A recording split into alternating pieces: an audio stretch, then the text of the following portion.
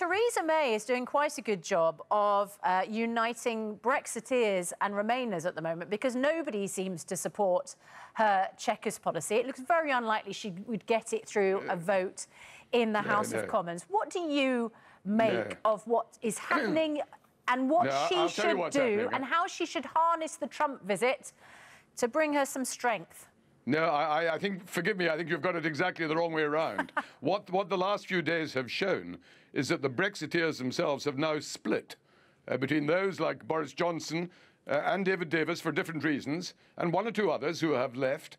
But the vast majority are remaining part of the government and supporting the government. And one sees that with Michael Gove, one sees that with Dominic Raab, who's come in as the Brexit Secretary, one of the most hardline Brexiteers in the past. One's seen it with Esther McVey, with Chris Grayling, and various others. So the Brexiteers have split between those who, frankly, are using sensible, pragmatic considerations. As long as we come out of the European Union, we accept there has to be a proper transition. We accept that for the time being, for a few years, there has to be concessions to the EU to ensure that British business isn't seriously damaged. And we can live with that, because what is 2 or 3 years, 4 or 5 years in the history of a country? But Paddy Ashdown is surely right when he says that because she has no majority, she is highly unlikely to get this Chequers plan through the Commons. In fact, she's highly unlikely to get any Brexit-related plan now through the Commons. So A, do you accept that premise? And if you do, what does the country then do?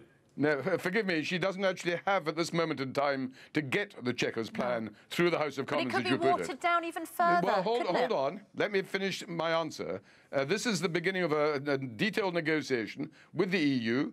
The response so far from Barnier, from Angela Merkel, is a damn sight more positive than it's been at any time up till now.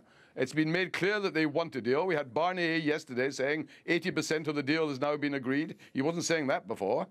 So what will come to the Commons is not where we are today. It is what is the outcome of this negotiation.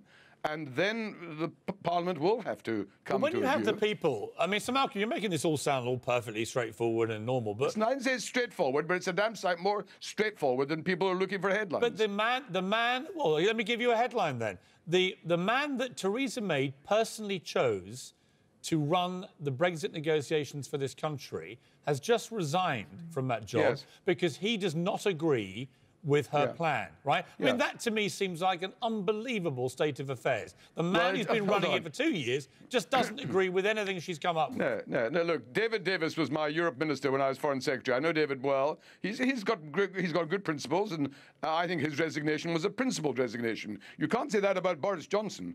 Boris Johnson disagreed with the plan, then praised the Prime Minister, and then lamely followed David Davis. But what does it say, though? What does it say, though, about the fact that David Davis, who was chosen by Theresa May to fight this negotiation for this country for 2 years, has now turned around and said, this is completely unworkable, I don't agree with it, you can't get a deal? Hold on, she didn't choose him because he agreed with her. Quite the opposite.